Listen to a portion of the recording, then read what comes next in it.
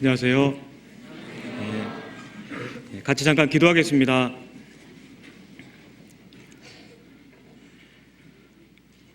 거룩하고 자비로우신 살아계신 아버지 하나님 감사드립니다.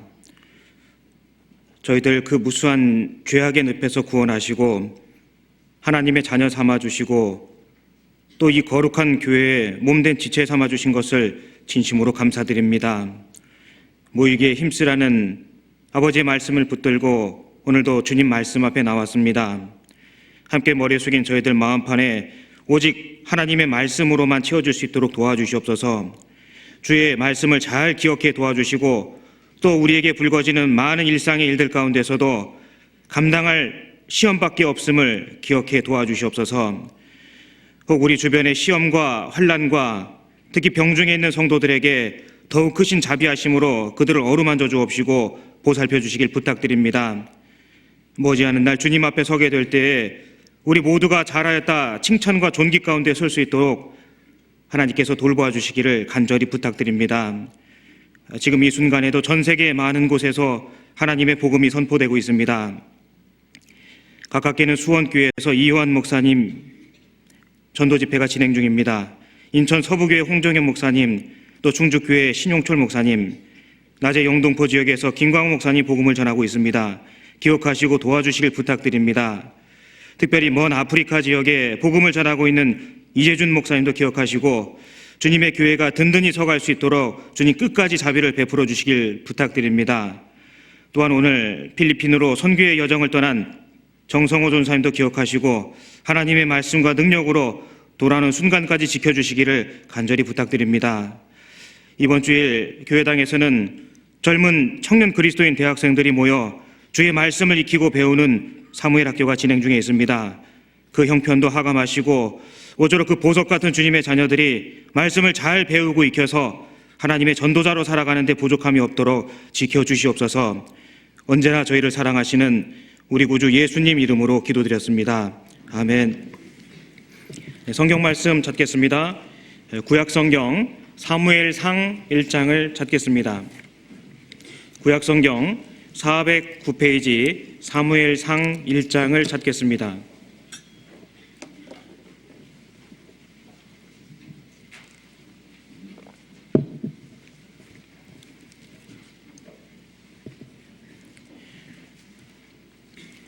구약성경 사무엘상 1장을 찾겠습니다.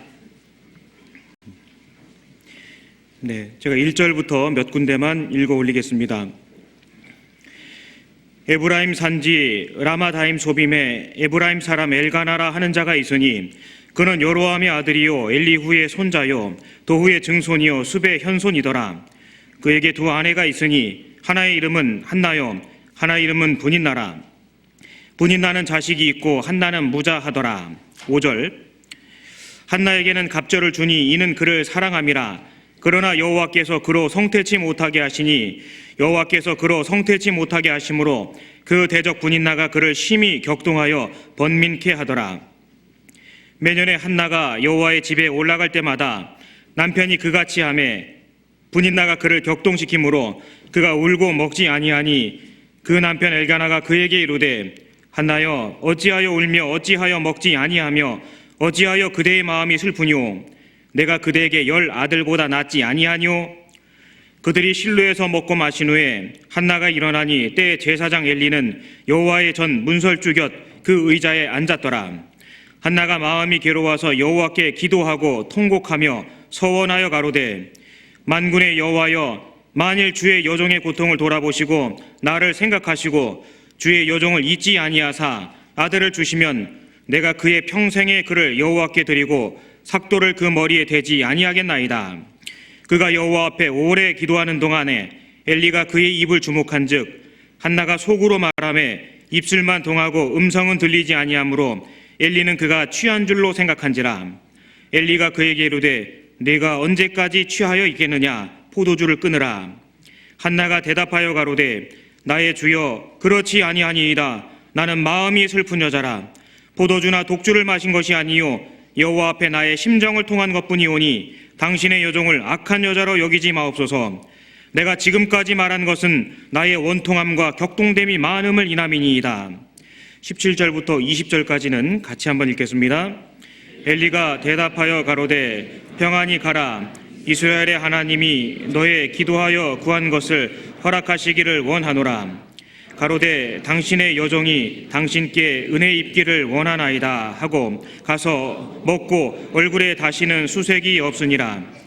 그들이 아침에 일찍이 일어나 여호와 앞에 경배하고 돌아가서 라마에 자기 집에 이르니라. 엘가나가 그 안에 한나와 동침함에 여호와께서 그를 생각하신지라. 한나가 잉태하고 때가 이름에 아들을 낳아 사무엘이라 이름하였으니 이는 내가 여호와께 그를 구하였다 함이더라. 오늘 너무나 잘 알고 계신 사무엘상 한나에 관한 이야기를 교제하고자 합니다. 특히 자매님들께서는 그 누구보다도 이 한나에 관해서 많이 기억하시고 또 많이 상고하셨으리라 생각이 됩니다. 오늘 말씀의 제목은 나는 마음이 슬픈 여자라 그렇게 정해보았습니다. 남자도 있는데요 라고 하실 것 같은데요, 그래도 성경 말씀 그대로 나는 마음이 슬픈 여자라 라는 제목으로 하나님께서 우리에게 왜 슬픔을 주시는지, 또 그 슬픔을 맞이한 사람들이 취할 태도는 무엇인지에 대해서 조금만 살펴보도록 하겠습니다. 사실 이 사무엘상의 장엄한 이야기는 한나의 이야기로 시작하고 있습니다. 사무엘의 이야기가 아니라 한나의 이야기로 시작하고 있습니다. 틀림없이 하나님 보시기에 이 한나는 교훈되는 여인이기 때문에 그리하셨으리라 짐작됩니다. 성경에 등장하고 있는 이 한나와 관련된 내용들은 한나가 어떤 사람인지를 우리에게 알려주고 있습니다. 본문을 통해서도 발견한 것처럼 한나는 기도하는 여인으로 성경에 그려져 있습니다. 또한 한나는 순종하는 여인으로, 하나님의 응답에 보답하는 여인으로 그렇게 기록되어 있습니다. 뿐만 아니라 한나는 어떠한 형편 가운데서도 끝까지 변함없이 하나님을 고수하는 그런 위치의 여인으로 기록되어 있습니다. 그리고 한나는 충분히 원망할 만한 상황임에도 불구하고 원망하지 아니하고 또 모든 상황을 하나님께서 엮어놓으신 것으로 받아들이는 그런 사람으로 성경에 기록되어 있습니다. 사실 원망하지 않는 이 한나의 모습을 통해서 우리의 모습이 비쳐 보이기도 합니다. 또한 성경에 한나와 비슷한 형편이었음에도 불구하고 참지 못하고 분을 내었었던 그런 여인들도 문득 생각이 납니다. 누가 생각이 나십니까? 우리 집에 있는 여인 말고요. 성경에 나오는 여인 가운데 욥의 아내가 있습니다. 욥은 그 입술의 순전함을 지키는 남편에 대하여 많은 회방을 했습니다. 차라리 저주하고 죽으라 라고까지 포악을 부리는 그러한 모습이 나타나 있습니다. 한나는 원망될 만한 상황임에도 그 입을 굳게 닫고 섣부르게 판단하거나 그런 포악을 내보내지 않았던 것입니다. 그리고 가장 중요한 한나의 모습은 다름 아닌 하나님을 정확하게 알고 있는 여인이었다는 것입니다.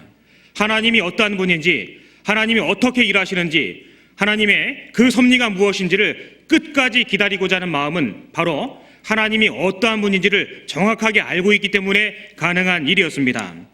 따라서 이 한나는 사람의 눈에 보이는 기준으로 행하지 아니하고 하나님의 약속하신 방법으로 하나님의 기뻐하시는 방법과 통로를 찾았습니다. 그것은 바로 하나님께 기도하는 거였습니다. 이렇듯 이 짧은 말씀 가운데 한나라는 한 여인의 생애가 어떠했는지, 그가 품고 있었던 그윽한 그리스도인의 향기와 같은 것은 무엇인지를 발견할 수 있습니다. 15절 제가 다시 한번 읽겠습니다. 한나가 대답하여 가로되 나의 주여 그렇지 아니하니이다. 나는 마음이 슬픈 여자라. 포도주나 독주를 마신 것이 아니요 여호와 앞에 나의 심정을 통한 것뿐이오니. 한나는 마음이 슬픈 여자였습니다. 우리 주변에 참 슬픈 분들이 많이 있습니다. 때로는 하나님의 계획된 섭리 가운데서, 또 혹은 자신의 잘못으로 인하여 어찌됐건 크고 작은 슬픔 가운데서 지내는 이들이 우리 주변에 적지 않이 있으리라 생각됩니다. 그러나 통상 마음이 슬픈 이들은 안타깝게도 곁에 있는 사람들로부터 큰 사랑을 받지 못하는 그런 안타까움을 보게 되기도 합니다. 왜냐하면요, 우리 마음속에 오래된 슬픔을 갖고 있는 경우는 사람의 성격을 변하게 하기도 합니다. 그 성미를 날카롭게 만들기 때문에, 그리고 또 자기가 고통 가운데 슬픔 가운데 있기 때문에 남의 형편에 대해서는 관심이 없거든요. 설령 다른 사람들이 어려운 가운데 있다 할지라도 내 슬픔에 비하면 그것은 아무것도 아니야 라는 마음이 오래도록 슬픔을 갖고 있는 사람에게는 들어가 있습니다. 슬픔을 오래 머금고 있는 사람들은 예민합니다. 통상 그렇습니다. 또 날카롭고 어쩌면 신경질적이기까지 합니다. 그래서 안타깝게도 마음에 슬픔이 있는 것도 곤란한데 주변 사람들에게 위로받지 못하는 경우도 왕왕 있으리라 생각됩니다. 통상 마음에 슬픔이 있는 사람들은 항상 그 사건 자체에만 집중하는 경향이 있습니다. 그 사람하고의 문제가 해결되면 마치 기도응답 받은 것인 것처럼, 그 사건이 해결되면 마치 기도응답이 된 것처럼 그렇게 생각하는 경향이 있거든요. 그러한 생각을 버리지 않는 한 어쩌면 그 슬픔은 계속되이 진행될 수 있다는 것을 기억해야 합니다. 우리의 기도의 제목은 그 사건이 아닐 것입니다. 우리의 기도의 제목은 어쩌면은 그 사람이 아닐 거예요. 하나님이 되어야 될 것입니다. 그 사건을 통해, 그 사람을 통해 일하시고, 그 사건을 통해, 그 상황을 통해 일하시는 하나님의 계획과 섭리를 볼 수 있는 그 기회를 기도를 통해 얻어야 될 것입니다. 통상 마음에 슬픔이 가득한 분들은요, 타인의 그 어떤 어려움도 자기 자신에 비하면 아무것도 아니라고 생각하는 그런 경향이 있습니다. 통상 우리 젊은 청년들, 그리고 또 이미 군대를 다녀오신 분들, 사실 군대 생활은 극히 드문 예를 빼고는 한 번밖에 경험하지 못합니다. 그렇기 때문에 해병대 나오신 분이나 가까운 동사무소에 근무하신 분이나 큰 틀에선 차이가 없는 거예요. 근데 마치 크고 엄청난 훈련을 받았기 때문에 더 힘들었다. 물론 그럴 수 있습니다. 그러나 그것은 정답이 아니에요. 사람들은 자기만의 기준과 잣대를 갖고 있습니다. 그렇기 때문에 마음의 슬픔의 상태가 오래되면은 자기 중심으로, 사건 중심으로, 또 그 상황 중심으로 몰아져가는 본성이라는 것이 있는 것입니다. 그러나 우리는 그래서는 안 될 것입니다. 그러한 사건과 사람 자체에만 몰입될 것이 아니라 그 배후에 계신 하나님을 볼 줄 아는 그런 안목이 있다면 더욱더 아름다울 것이라 생각됩니다. 창세기 31장에 보면 라헬이 야곱에게 원망하고 하소연하는 장면이 나옵니다. 나로 자식을 낳게 하라. 그렇지 아니하면 내가 죽겠노라. 그런 호소가 나오고 있습니다. 사실 저는 예전 청년 때 그 말씀을 읽었을 때요, 라헬의 마음이 너무너무 아팠겠구나, 그렇게 생각을 했습니다. 물론 아팠겠지요. 그리고 그 문장 자체를 이렇게 받아들였습니다. 남편에게, 아이고, 당신 자식이 없는 것이 얼마나 슬픔인지 아시잖아요. 내 마음이 죽을 것만 같아요. 도와주세요. 이렇게 느꼈습니다. 그런데 지내고 보니까 그게 아니더라고요. 그 뒤에 나오는 문장은요, 야곱이 라헬에게 노를 바라면서 이야기하고 있습니다. 그대로 성태치 못하게 하시는 하나님이시니 내가 하나님을 대신하랴. 한바탕 혼나고 있습니다. 제가 성경을 오해했었던 거죠. 그 라헬은요, 야곱에게 분을 내고 있었던 것입니다. 분을 내고 있었습니다. 여보! 한바탕 했던 거예요. 앞뒤 내용을 보니까 그랬습니다. 슬픔이 있었기 때문에 그렇게 민감한 반응이 당연히 나왔을 것이라 그렇게 생각이 됩니다. 대개 마음이 슬픈 사람은 그렇듯 예민하고 혹은 날카롭고 신경질적입니다. 사실 그것이 당연하죠. 우리는 그것을 육신이고 본성이고 또 기질이라고 그렇게 이야기합니다. 그러나 우리에게는 주님이 계시지 않습니까? 거듭난 이후에도 그럴 수 있다면 그것은 무언가 잘못된 것일 겁니다. 그러한 여건에서 이 한나는 온유하고 있었습니다. 충분히 원망하고 분을 낼 만한 상황이었음에도 불구하고 계속적으로 온유한 상태를 유지하고 있습니다. 충분히 원망하고 화낼 수밖에 없는 그런 상황에서 온유할 수 있다면 하나님 보시기에 정말 아름답고 사랑스러운 사람 아니겠습니까? 그 곁에서 계속적으로 충동질하고 격동하는 분인나의 모습이 성경에 기록이 되어 있습니다. 그 앞에 6절, 여호와께서 그로 성태치 못하게 하심으로 그 대적 분인나가 그를 심히 격동하여 번민케 하더라. 심히 격동시켰다고 되어 있습니다. 얼마나 약을 올렸겠습니까? 얼마나 속을 뒤집어 놨겠습니까? 심히 격동했다고 되어 있습니다. 그러나 그것이 중요한 것이 아니죠. 한나의 반응이었습니다. 한나는 그런 격동될 만한 일 앞에서 조용히 성소로 올라갑니다. 조용히 남모르게 성소에 올라가 눈물을 흘립니다. 10절에 한나가 마음이 괴로워서 여호와께 기도하고 통곡하며 서원하여 가로되. 한나의 반응은 사람의 방식이 아니라 하나님께 매달리는 쪽으로 택해져 있습니다. 아무도 모르게 성소에 몰래 올라가서 남모르게 눈물을 흘리고 있습니다. 한나는 조용히 하나님을 찾았습니다. 그게 바로 한나였던 거예요. 이러한 날들이 비단 하루 이틀이었겠습니까? 얼마나 많은 날들을 그렇게 격동되는 채로 지냈었겠습니까? 한나가 택한 방법은 하나님을 찾는 것이었습니다. 자, 엎친 데 덮친 격이라고 그런 마음 가운데 성소에 올라와서 오랫동안 기도하고 있었습니다. 그런데 이게 웬일입니까? 제사장의 통명스러운 이야기가 들립니다. 14절에 엘리가 그에게 이르되 네가 언제까지 취하여 있겠느냐? 포도주를 끊으라. 포도주를 끊으라. 남 사정도 몰라줄 때가 있지요. 남 사정 몰라줄 때가 있습니다. 술 끊으라. 제사장이 와서 그렇게 이야기하고 있습니다. 그런 억울한 비방을 받게 됩니다. 그러나 한나는 담담하게 자기가 처해져 있는 상황에 대해서 제사장에게 이야기합니다. 가로되 나의 주여 그렇지 아니하니이다. 나는 마음이 슬픈 여자라. 한나는 판단을 잘못한 제사장에 대해서 극렬하게 반응하지 않았습니다. 제사장님 판단 잘못하신 것입니다. 투덜대지 않았습니다. 그분의 속좁음을, 그 사람의 속좁음을 원망하지 않았습니다. 그저 담담하게 자기에게 처해져 있는 환경을 담담하게 고백했습니다. 그리고 그는 나는 마음이 슬픈 여자라 그렇게 고백합니다.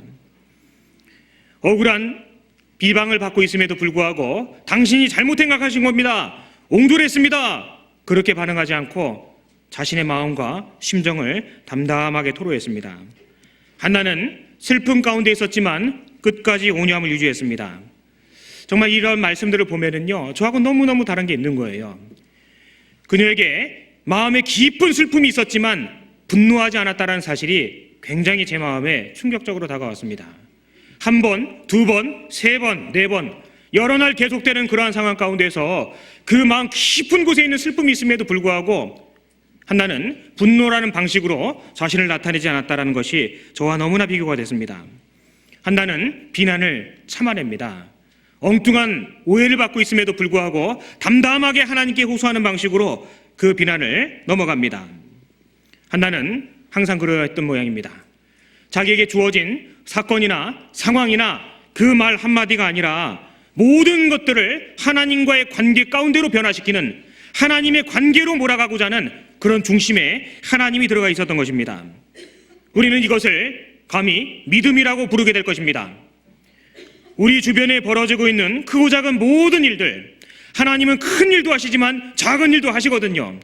우주의 별과 달과 해도 만드신 분이 하나님이신 것처럼 바닷가에 모래알 하나갱이도 깎아 만드신 분이 하나님이십니다. 눈송이 하나하나를 계획하신 분이 하나님이시거든요. 이 한나는 항상 그 마음의 중심을 하나님과의 관계로 가져가고 있습니다. 마음에 슬픔은 있었지만, 오해는 받았지만, 격동은 되었지만 분노하지 않았다라는 것이 성경에 나타나 있는 한나의 모습이었습니다. 이것을 우리는 믿음이라 부를 것입니다. 이러한 하나님 중심의 믿음이 있는 사람은 반드시 하나님을 보게 됩니다. 우리는 소망으로 살아가지요. 소망이 있다면 기도하게 됩니다. 기도하는 사람은 그 형편에서 벗어나게 되는 날들을 기대하게 될 것입니다. 한나는 소망의 눈으로, 믿음의 눈으로 하나님과 관계를 맺어 나가고 있습니다. 밤이 지나면 아침이 오는 것처럼 믿음을 소유한 사람은 지금 당장은 쓴물이지만 결국 그 쓴물을 지나 단물을 내게 하는 하나님의 역사를 목격하게 되고 결국 그것을 간증하게 될 것입니다. 마치 동해에서 해가 뜨는 것처럼 이것은 너무나 정확한 법칙이거든요. 성경에서 모든 것들은 고통의 터널이 지난 다음에 환한 광명의 날이 대낮같이 임했다라고 그렇게 말씀하고 계십니다. 우리에게 주어진 바 된 일정한 시간에 밤도 주님의 것이라는 것을 우리는 기억할 필요가 있습니다. 믿음의 눈은 궁극적으로 하나님을 보게 합니다. 믿음의 기다림은, 믿음의 소망은 결국은 그 쓴물이 단물로 변화되는 것을 경험하게 하고 많은 사람들에게 소망의 간증을 하게 될 것입니다. 우리 생애 가운데 그러한 간증이 여러 번 나올 수 있다면 얼마나 즐겁겠습니까? 우리 주님은 그 극심한 모욕과 수치 가운데서도 도리어 그들을 위하여 기도하셨습니다. 아버지여, 저희를 사하여 주옵소서. 저희의 하는 것을 알지 못하나이다 하시더라. 그런 말씀이 있습니다. 주님께서 그 기도를 하시고 난 직후에 그 곁에 있는 사람들이 무엇을 했는지 아십니까? 예수님의 속옷을 뽑아서 제비 뽑고 있었습니다. 그러한 형편과 와중에서도 주님은 그들을 위하여 기도하는 모습을 우리에게 보여주셨습니다.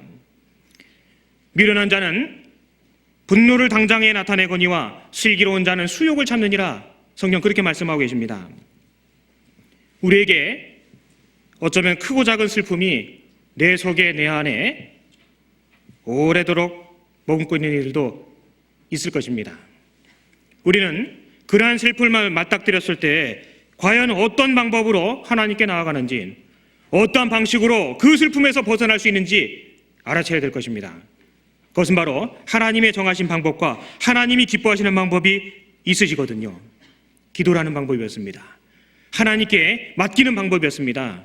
참고 기다리고 하나님을 의지하는 방법이었습니다. 그러한 방법을 하나님이 기뻐하셨습니다. 고난 중에 마음이 슬픔이 있었던 대표적인 사람 중에 한 사람을 꼽으라고 한다면 다윗이 당연히 들어갈 것입니다. 물론 그의 범죄함으로 인한 그런 슬픔의 시간이었습니다. 시편 150편 가운데 약 70여 편을 다윗이 기록했다고 하고 있습니다. 얼마나 많은 노래들 가운데 그가 슬피 울었습니까? 단 한 번의 범죄로 인하여 다윗은 참 많이 울었습니다. 그 입술을 땅바닥에 대고 옷을 찢고 죄를 뒤집어 쓰고 하나님 앞에 정말 간절하고 애통하게 여러 차례 기도한 이가 바로 다윗이었습니다. 그러한 다윗에게 있어서 가장 극심한 슬픔 중에 하나는 어쩌면 자식에게 쫓겨 도망갈 때, 그때였으리라 생각이 됩니다. 사람과 사람의 관계 가운데서야 이러저런 일이 있겠죠. 그러나 자식에게 문제가 생긴다면, 더더군다나 자식이 자기를 죽이겠다고 쫓아오는 상황에서는 얼마나 그 아비의 마음이 슬펐겠습니까? 그 다윗은 햇사람 우리아의 일 외에는 평생의 여호와 보시기에 정직히 행하였도다. 열왕기상 15장 15절에 그렇게 말씀하셨습니다. 다윗은 사실 우리하고는 비교가 되지 않을 것입니다. 그는 마음이 대단히 민감한 사람이었습니다. 하나님 뜻에 굉장히 밝아져 있는 그런 마음을 갖고 있었습니다.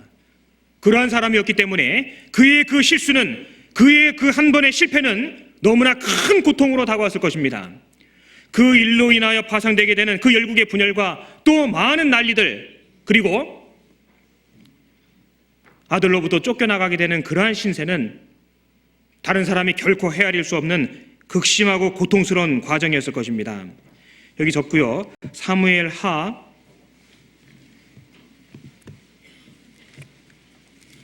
15장을 찾아보겠습니다.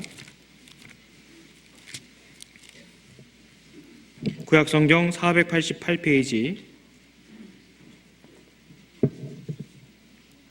사무엘하 15장. 다윗이 감람산 길로 올라갈 때 머리를 가리우고 맨발로 울며 행하고 저와 함께 가는 백성들도 각각 그 머리를 가리우고 울며 올라가니라. 압살롬에게 쫓겨서 도망가는 모습이 여기에 설명이 되어 있습니다. 얼마나 서글픈 장면입니까? 다름 아닌 자식에게 쫓겨서 맨발로 울며 머리를 풀어헤치고 그 감람산을 넘어간다고 생각해 보십시오. 저 멀리 보이는 예루살렘 성, 그 등 뒤에 자기를 해하고자 하는 자식의 모습이 있습니다. 맞닥뜨려 싸울 수가 있겠습니까? 어느 누구도 헤아릴 수 없는 깊은 슬픔이 이 다윗에게는 있을 것입니다. 그 도망가는 다윗에게 격동될 만한 또 다른 일이 생겨나게 됩니다. 바로 시므이였습니다. 그 뒤에 16장 5절, 다윗 왕이 바울임의 이름에 거기서 사울의 집 족속 하나가 나오니 게라의 아들이요 이름은 시므이라. 저가 나오면서 연하여 저주하고 또 다윗과 다윗 왕의 모든 신복을 향하여 돌을 던지니 그때 모든 백성과 용사들은 다 왕의 좌우에 있었더라. 시므이가 저주하는 가운데 이와 같이 말하니라. 피를 흘린 자여, 비루한 자여, 가거라 가거라. 사울에게 속했던 시므이가 나와서 티끌을 날리며 가거라 가거라. 이것은 개를 쫓는 모습이거든요. 그 왕되었던 자에게 이렇게 큰 모욕과 저주를 흩어내고 있었습니다. 그 모습을 왕과 함께한 자들이 함께 목격하게 됩니다. 그 중에 아비새가 달려나가죠. 9절에 수레의 아들 아비새가 왕께 여짜오되 이 죽은 개가 어찌 내 주 왕을 저주하리이까? 청컨대 나로 건너가서 저의 머리를 베게 하소서. 이런 상황이 벌어졌습니다. 자식에게 쫓겨 맨발로 머리를 풀어헤치고 그 슬프게 감람산을 넘어갔습니다. 그런데 이게 어쩐 일입니까? 시므이라는 자가 나타나서 가거라 가거라 죄를 날리고 원망을 하고 하소연을 하고 정말 조롱을 하고 악담을 퍼붓습니다. 그래도 왕인데, 정말 하나님의 기름 부음 받은 사람으로서 그 나라의 왕인데 그런 모욕과 수치를 당하고 있는 것입니다. 그렇다고 다윗 곁에 군사와 병졸들이 없었던 게 아니거든요. 아비새가 뛰쳐나갑니다. 가서 내가 저의 목을 자르겠노라고, 죽이겠노라고 합니다. 우리 같으면 어떻게 했을까요? 어떻게 했을까요? 다윗은 그 아비새를 가로막습니다. 10절에 왕이 가로되 수레의 아들들아 내가 너희와 무슨 상관이 있느냐? 저가 저주하는 것은 여호와께서 저에게 다윗을 저주하라 하심이니 내가 어찌 그리하였느냐 할 자가 누구겠느냐 하고, 또 아비새와 모든 신복에게 이르되 내 몸에서 난 아들도 내 생명을 해하려 하거든 하물며 이 베냐민 사람이랴. 여호와께서 저에게 명하신 것이니 저로 저주하게 버려두라. 12절은 같이 읽겠습니다. 혹시 여호와께서 나의 원통함을 감찰하시리니 오늘날 그 저주 까닭에 선으로 내게 갚아주시리라 하고. 이것이 바로 다윗이었습니다. 비참하고 억울한 일이 생겼습니다. 아비새가 시므이를 죽이고자 합니다. 그러나 다윗은 말렸습니다. 그 다윗의 입에서는 이런 말을 고백하고 있습니다. 여호와께서 저에게 명하신 것이니 버려두라. 오늘날 그 저주 까닭에 선으로 내게 갚아주시리라. 다윗은 그 형편과 상황에 집중되어 있지 않습니다. 그 배후에 계신 하나님, 이 일을 주장하시는 하나님, 이 일을 이끌어 가시는 하나님, 하나님의 그 계획 가운데 다윗의 마음은 가 있었던 것입니다. 다윗은 많이 울었습니다. 애매한 고난도 있었습니다. 자신의 잘못을 철저히 뉘우치는 과정 가운데서도 그는 많이 울었습니다. 자식에게 쫓기는 극심한 고통과 환난 가운데 있었습니다. 정말 기운조차 없었던 그에게 또 대적하는 그런 모습도 있었던 거예요. 그런데 그런 상황 가운데서도 다윗은요, 온통 생각이 오직 하나님 여호와 그에게 가 있었던 것입니다. 끝끝내 다윗은 결국 예루살렘에 다시 들어가게 되지 않습니까? 다윗은 그것을 바라보고 있었던 것입니다. 우리에게도 어쩌면은 이 정도면 됐다 싶은데 더 큰 어려움과 더 큰 슬픔이 생기는 경우도 있을 것입니다. 그때는 더욱더 정신을 차리고 살펴봐야 될 것입니다. 내가 정말 주님을 의지하고 있는지, 내가 정말 주님만 바라보고 나아가고 있는지 우리는 그것을 살펴봐야 됩니다. 하나님은 살리기도 하시고 죽이기도 하십니다. 하나님은 아프게도 하시고 써매기도 하시거든요.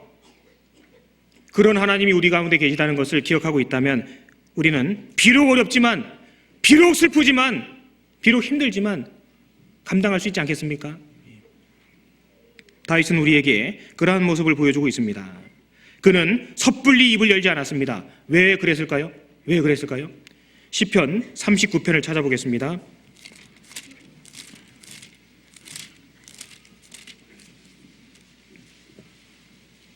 시편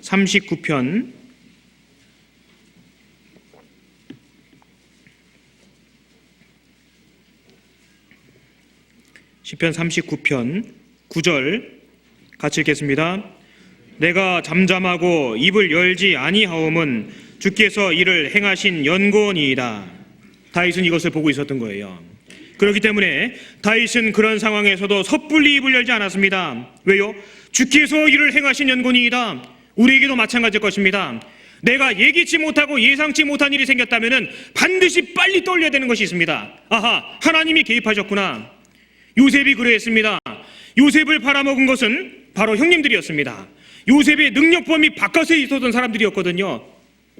요셉이 종살이하며 요셉을 감옥에 쳐는 것은 그의 상전들이었습니다. 장군과 그의 부인이었습니다. 요셉이 어찌할 수 없는 그런 상황이었거든요. 그럴 때 우리는 떠올려야 됩니다. 그렇지, 하나님이 개입하셨구나. 우리가 그럴 때는 입을 다물 필요가 있을 것입니다. 만일에 우리의 수준과 우리의 범위 내에서 벌어지는 일이라면 우리가 할 수 있겠지요. 그러나 우리의 수준과 범위를 벗어나는 일, 그럴 때는 우리는 빨리 하나님을 떠올려야 될 것입니다. 그렇지, 하나님이 무언가 작업하시는구나. 하나님께서 내게 무언가 주기를 원하시는구나. 하나님께서는 내가 무언가 깨닫기를 지금 원하고 계시는구나. 도리어 눈을 질끈 감고 먼 곳을 바라보는 지혜가 그때 필요할 것입니다. 내가 잠잠하고 입을 열지 아니하면 주께서 일을 행하시는거니라. 주께서 일을 행하시는거니라. 우리의 믿음이 거기에 있을 수만 있다면 얼마나 좋을까, 그런 생각을 해봅니다. 성경에 불순종하여 니느웨가 아닌 다시스로 향했던 요나, 사실 그도 마음에 큰 슬픔이 있었던 사람이었습니다. 왜냐하면 하나님께서 명하신 그 아수르, 그 니느웨, 그 사람들로부터의 겪고 당한 고통이 얼마나 크다는 것을 요나는 목격하고 잘 알고 있었거든요. 그러한 그들에게 나아가서 그 하기 싫은 일을 하라고 하는, 거기에도 마음에 번민이 있었을 것입니다. 우리는요, 70번에 7번까지 용서하라 라는 주님의 말씀을 기억합니다. 정답은 아는데 안 될 때가 있지 않습니까? 그렇게 해야 되는 것은 아는데 안 될 때가 있는 거예요. 그때도 마음이 슬프지요. 내 마음을 내가 추스리지 못해서 마음이 슬플 때가 있습니다. 이건 아닌데 하면서도 그 상태가 지속될 때 마음이 아프거든요. 못나 보이기도 하지만 마음이 슬픈 것이 있을 수 있습니다. 이건 아닌데, 그때도 우리는 주님을 바라봐야 됩니다. 그때도 우리는 거절하고 불순종할 것이 아니라 하나님의 말씀의 뜻을 굴복하고 하나님 말씀대로 나아가야 될 것입니다. 왜냐하면 성경의 말씀은 정답이기 때문에 그래요. 정답지를 놓고서 다른 답을 쓰면 안 되지 않겠습니까? 요나서 2장을 찾아보겠습니다. 구약성경 1288페이지 요나 2장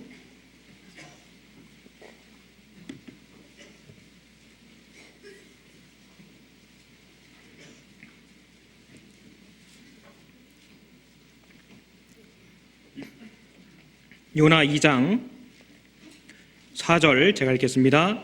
내가 말하기를 내가 주의 목전에서 쫓겨났을지라도 다시 주의 성전을 바라보겠나이다 하였나이다.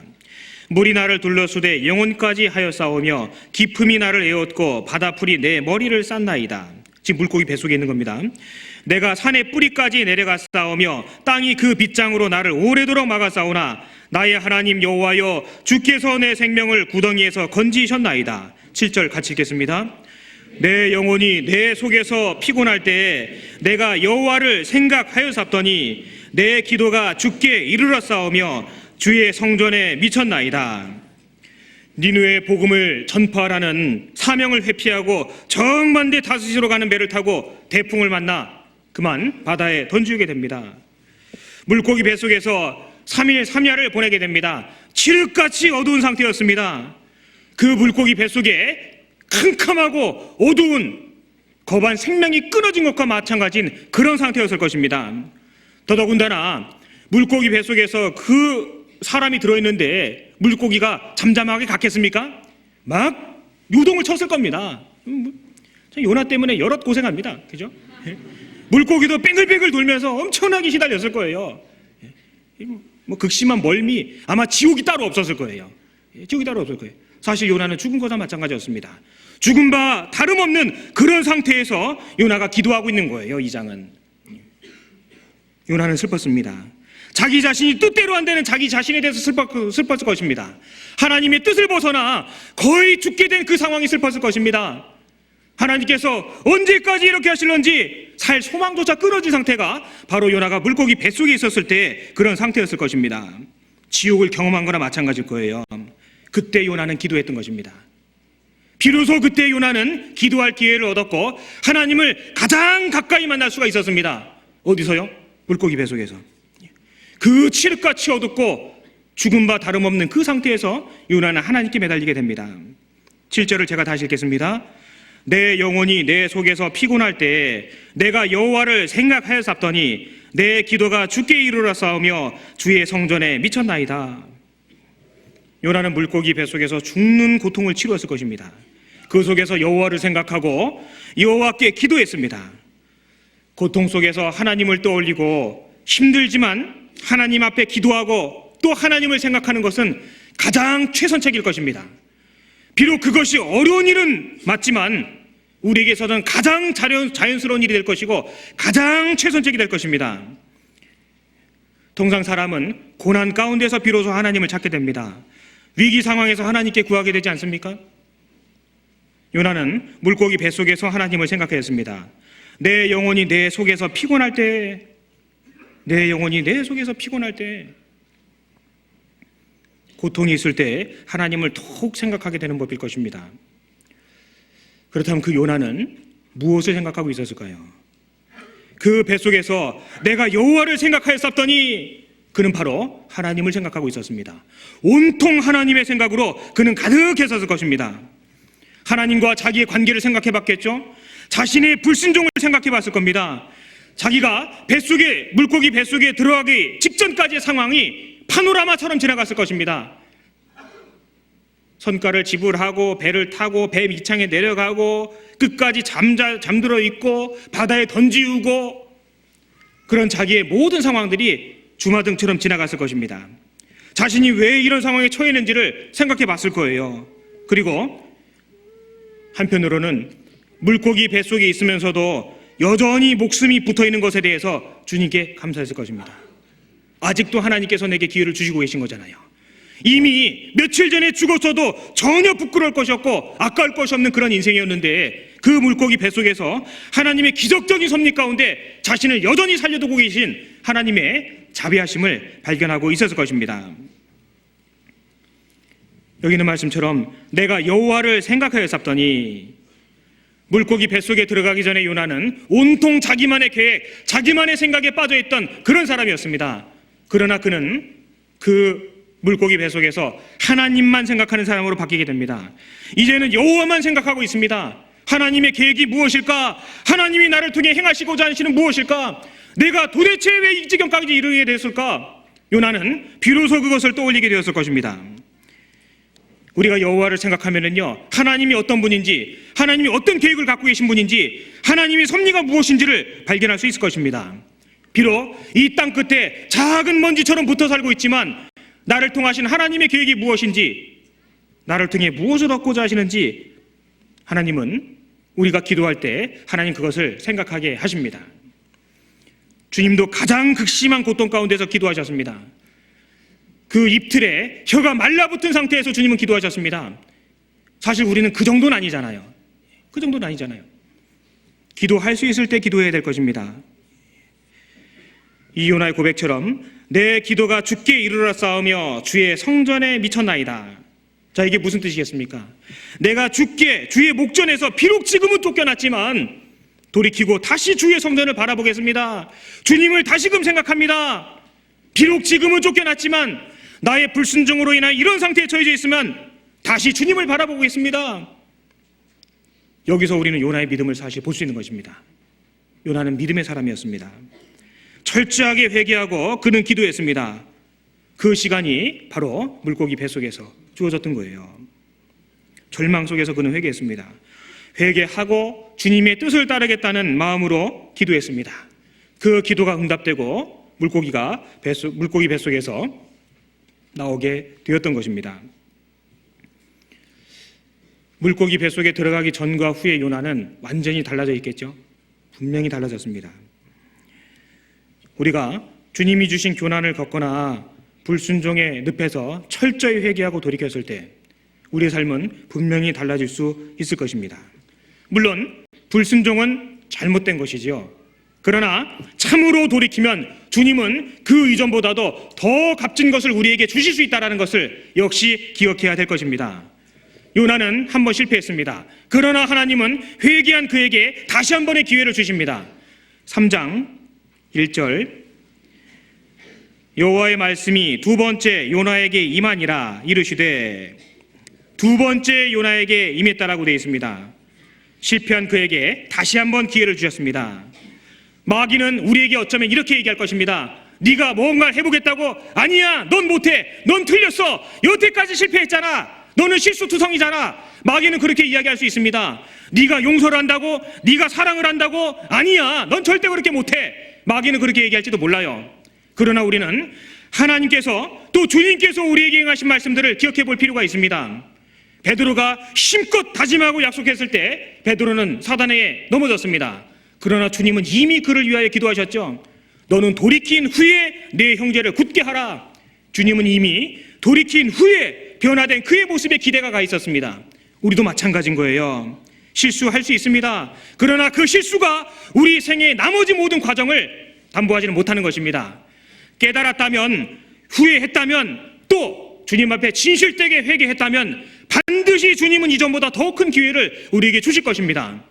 주님은 요나에게 그렇게 하셨거든요. 주님은 베드로에게도 그렇게 하셨습니다. 이 시대를 살아가는 우리에게도 반드시 주님은 그렇게 하실 것이라고 우리는 믿어야 되지 않겠습니까? 요나는 회개하고 다시 하나님의 말씀을 붙들고 나아가는 모습으로 우리에게 기록되게 됩니다.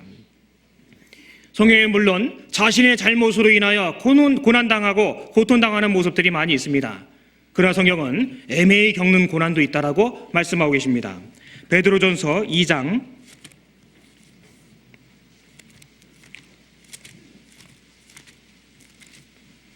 베드로전서 2장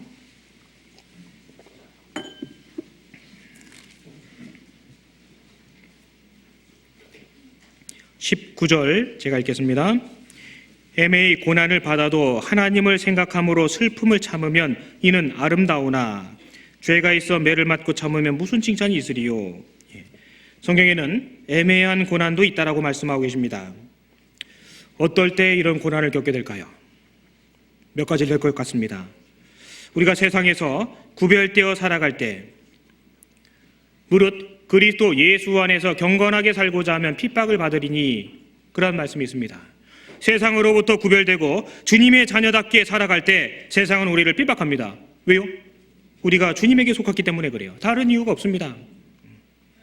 주님에게 속했다는 이유 때문에 세상으로부터 고난을 겪을 것이라고 성경은 말씀을 하고 계십니다. 또한 우리가 악한 일에 동참치 않음으로 인하여 우리를 이상히 여겨 비방한다라는 그런 말씀도 있습니다. 또한 거짓을 거짓이라고 말할 때, 진리가 아닌 것을 진리가 아니라고 말할 때 세상이 우리를 비난한다고 성경은 그렇게 말씀하고 계십니다. 세례 요한이 헤롯이 헤로디아를 처로 삼은 일에 대하여 앙심을 품고 결국 그를 죽이지 않았습니까? 우리에게는요, 하나님이 함께 하시기 때문에, 우리의 일상 가운데 주님이 함께 하시기 때문에 분명히 이러저러한 이유 때문에 마음에 슬픔을 갖게 하는 고난과 어려움도 분명히 있을 것이라고 말씀하고 계십니다.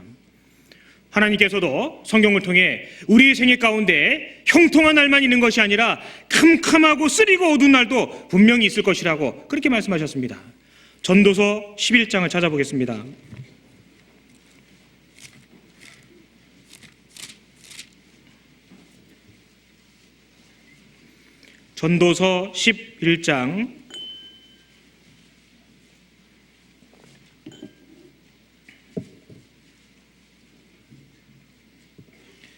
전도서 11장 8절 같이 읽겠습니다.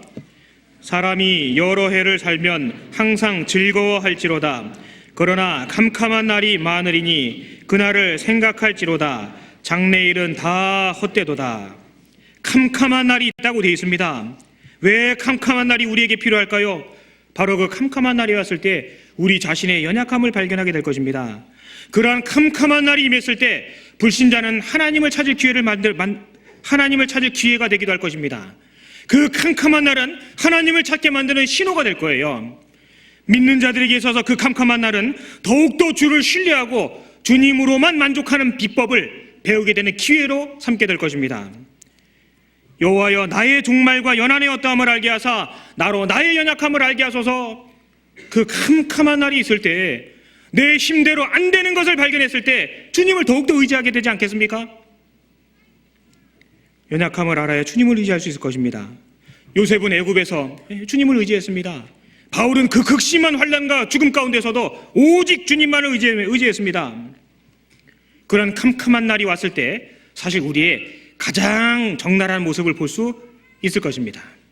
믿음의 실체가 그런 예기치 못한 캄캄한 날에서 드러나게 될 것이거든요. 뿐만 아니라 가장 어려운 때가 다가왔을 때 사실 우리 곁에 있는 형제 자매의 소중함을 발견하게 될 것입니다. 같은 태에서 난 육신의 형제도 알아주지 못하는 그 마음의 슬픔을 형제 자매는 알아주잖아요. 내가 겪고 있는 슬픔보다 더 슬퍼해주는 이가 우리 형제 자매입니다. 내가 맞게 된 그 기쁨보다 더 크게 기뻐해주고 웃어주는 친구들이 형제 자매거든요. 캄캄한 날이 다가왔을 때 진짜 친구가 누구인지, 정말 세상에서 소중한 이들이 누구인지 나를 위해 기도해주고 나를 위해 애써주고 나 때문에 같이 슬퍼하며 기뻐하는 자가 누구인지를 드러내게 하거든요. 그래서 우리에게는 캄캄한 날이 필요할 수도 있습니다. 그러한 일을 겪음으로 인하여 우리의 신앙이 성장하고 그런 캄캄한 날을 통해서 도리어 신령한 눈이 떠지게 될 것이라고 성경은 말씀하고 계신 것입니다. 낮도 주의 것이요 밤도 주의 것이라. 시편 74편에 그런 말씀이 있죠. 밤이 지나면 반드시 아침이 오게 되어 있습니다. 우리는 그것들 기억해야 될 것입니다. 하나님은 캄캄한 날이 많다라고 되어 있습니다. 그 과정 가운데 우리 생애가 있는 것입니다. 비록 힘들고 외롭고 지친 나날을 보낸다 할지라도 할 수만 있다면 우리는 잠잠히 하나님만 의뢰하고 나아가는 그런 신앙의 태도를 보인다면 얼마나 좋을까, 그렇게 생각됩니다. 마태복음 6장을 찾겠습니다.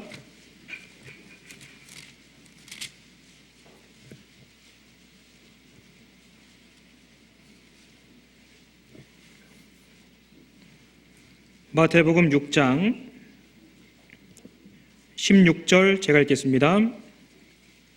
금식할 때 너희는 외식하는 자들과 같이 슬픈 기색을 내지 말라. 저희는 금식하는 것을 사람에게 보이려고 얼굴을 흉하게 하느니라.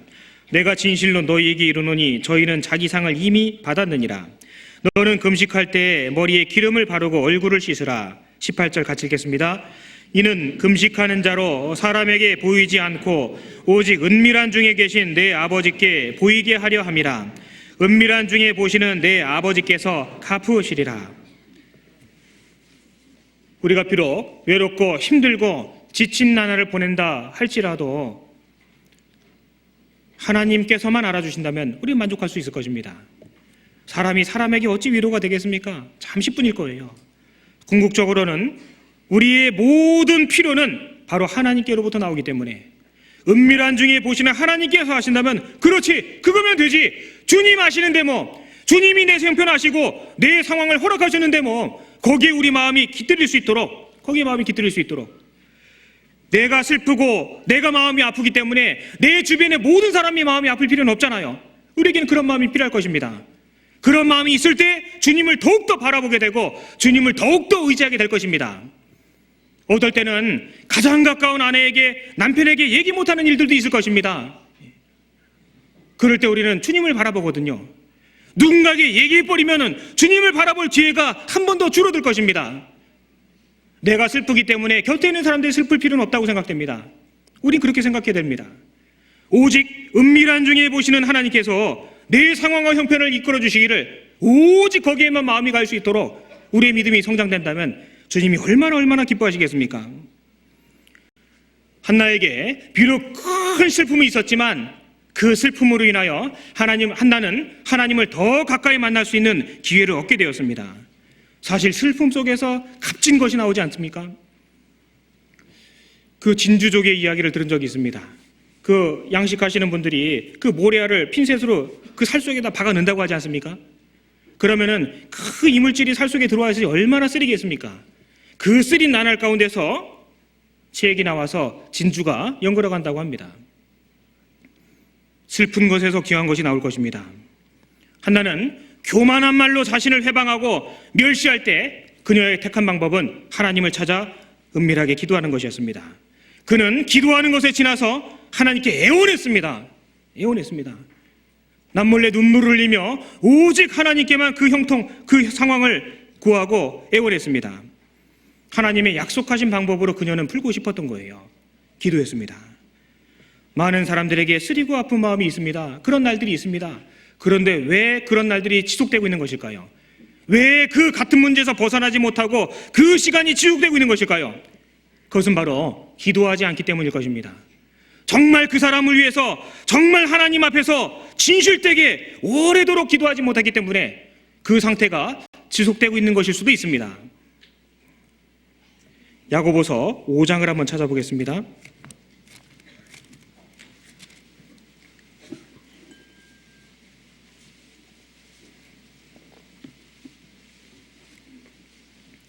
야고보서 5장, 신약성경 376페이지, 야고보서 5장 13절 같이 읽겠습니다. 너희 중에 고난 당하는 자가 있느냐? 저는 기도할 것이요. 즐거워하는 자가 있느냐? 저는 찬송할지니라. 고난 가운데 있는 자가 있다면 기도라고 말씀하십니다. 고난은 우리가 하나님께 더 가까이 나아갈 수 있는 통로가 되는 것이 분명히 맞습니다. 성경에 그렇게 되어 있거든요. 우리에게 주어지는 크고 작은 그런 고통의 이유는 설명될 수는 없어도 성경은 분명히 그 고통이 극복될 수 있다고 말씀하고 계신 것입니다. 백성들아, 시시로 저를 의지하고 그 앞에 마음을 토하라, 마음을 토하라, 그렇게 말씀하고 계십니다. 시편 62편을 찾아보겠습니다. 시편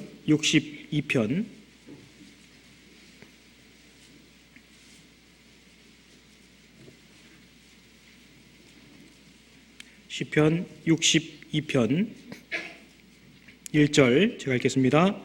나의 영혼이 잠잠히 하나님만 바라며 나의 구원이 그에게서 나는도다. 오직 저만 나의 반석이시요 나의 구원이시요 나의 산성이시니 내가 크게 요동치 아니하리로다. 8절 같이 읽겠습니다. 백성들아, 시시로 저를 의지하고 그 앞에 마음을 토하라. 하나님은 우리의 피난처시로다. 마음에 깊은 슬픔이 있을 때 우리는 사람의 방법으로 해결하지 않습니다. 하나님 앞에 조용히 나아가 비록 서글프고 마음이 눌리고 눈물이 난다 할지라도 우리 있는 속사정을 하나님 아니면 누가 알아주시겠습니까? 시시로 저를 의지하고 그 앞에 마음을 토하라. 정말 내 깊은 속에 있는 그것을 쭉 끄집어내서 하나님 앞에 토하라고. 들으시는 이가 계시기 때문에, 들으시고 행하시는 이가 계시기 때문에 그것을 믿고 그리 한번 해보라고 성경은 말씀하고 계신 것입니다. 너희 중에 고난당하는 자가 있느냐? 저는 기도할 것이요. 기도하라고 되어 있지 않습니까? 들으시는 이가 있으시기 때문에 우리에게 그렇게 말씀하시는 것입니다. 귀를 지으신 이가 듣지 않으시겠습니까? 들으시거든요. 머리털까지 다 세신 바 되었느니라. 성경 우리의 속사정에 대해서 모르시는 것이 없다고 되어 있습니다. 멀리서도 우리의 안고 일어섬을 하시고 우리의 마음을, 우리의 생각을 통촉하시는 분이 계시다고 되어 있거든요. 그 하나님 앞에 시시로 나아가서 마음 깊은 곳에 있는 것을 토하라, 그렇게 말씀하고 계십니다. 그러나 우리는 그것을 참지 못하고 푸념하고 하소연하고 주님 앞에 어쩌면 원망 비스무리한 것을 얘기할 때도 있습니다. 하나님, 왜 내 기도는 듣지 않으시는 겁니까? 왜 제게는 응답하지 않으시는 것입니까? 하나님, 벌써 여러 날이 지났습니다. 잊으셨습니까? 나를 버리셨습니까? 우리는 푸념 가운데 그렇게 말할 수도 있을 거예요. 그러나 하나님은 우리의 귀를 지으신 자십니다. 사람의 귀를 붙여주신 분이 귀가 없으시겠습니까? 천지의 모든 것을 만드신 분이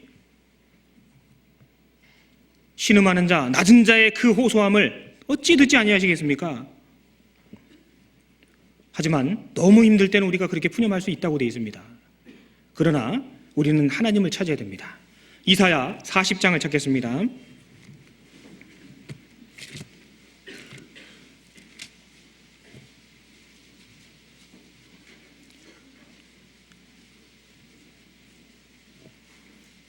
구약성경 1014페이지 이사야 40장 27절 제가 읽겠습니다. 야곱아, 네가 어찌하여 말하며 이스라엘아, 네가 어찌하여 이르기를 내 사정은 여호와께 숨겨졌으며 원통한 것은 내 하나님에게서 수리하심을 받지 못한다 하느냐? 너는 알지 못하였느냐? 듣지 못하였느냐? 영원하신 하나님 여호와, 땅끝까지 창조하신 자는 피곤치 아니하시며 곤비치 아니하시며 명철이 한이 없으시며.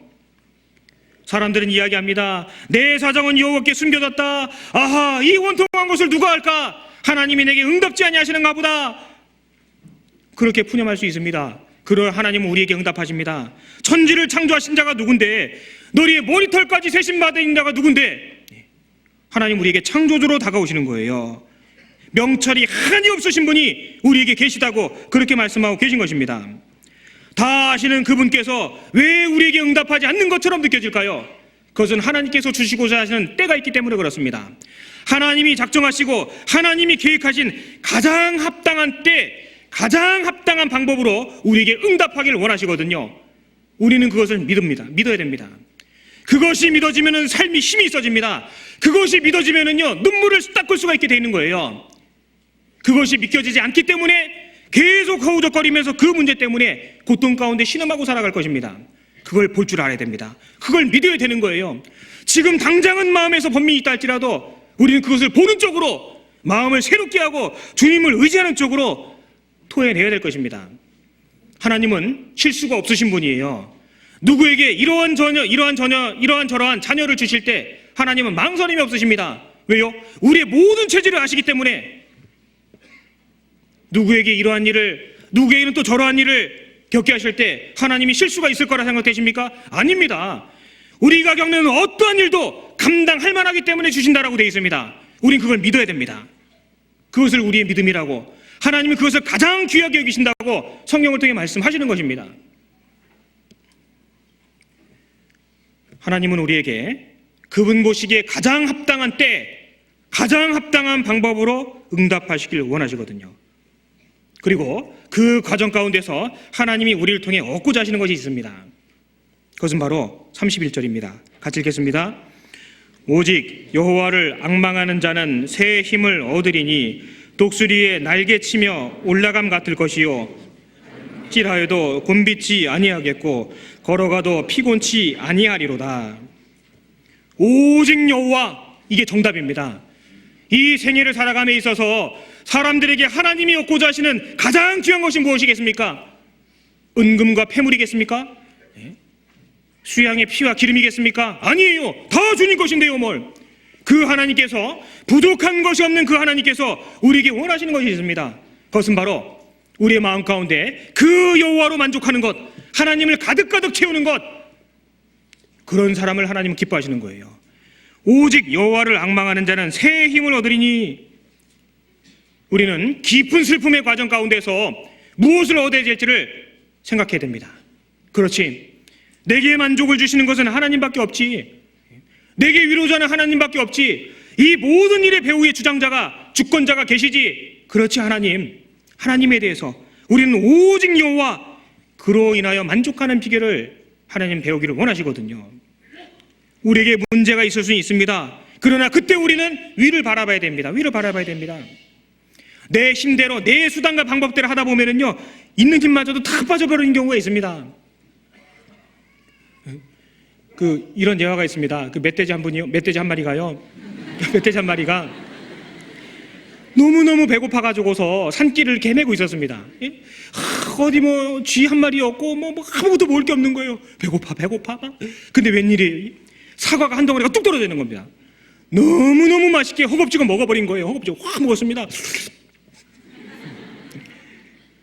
멧돼지가요, 더 먹고 싶어서 주변에 뭐가 없나 막 찾았습니다. 땅을 막 팠습니다. 코를 디밀고 땅을 파고 앞발로 막 땅을 팠습니다. 기운이 다 빠져버린 거예요. 온 땅을 다 파봤는데도 발이 헐고 입이 헐고 코가 헐고 기진맥진해서 벌러덩 누웠습니다. 그랬더니 뭐가 보여요? 나무 위에 사과가 주렁주렁 달려있는 거 아니에요. 위를 봐야지요, 위를. 그죠? 땅을 보고 자기 수단 방법으로 하다 보니까요, 기진맥진하고 벌러덩 자빠지는 겁니다. 기운이 조금이라도 있을 때 위를 봤으면은, 기운이 조금이라도 있을 때, 기회가 조금이라도 있을 때 하나님을 찾고 하나님을 의지했으면은 그 시간을 줄였을 텐데, 그죠? 그 멧돼지도요, 기운이 있을 때 딱 위를 보고 나무를 한번 들이받기만 해서 뚝뚝뚝 떨어졌을 거 아닙니까? 기운 다 빠져버린 거예요. 코는 헐고 입은 헐고 발은 헐고 그럴 수 있거든요. 우리에게 문제가 생길 때는 즉시 하나님을 생각하고 위를 바라봐야 됩니다. 그게 정답이거든요. 모든 것의 해결의 열쇠는 바로 그것입니다. 오직 여호와, 오직 여호와.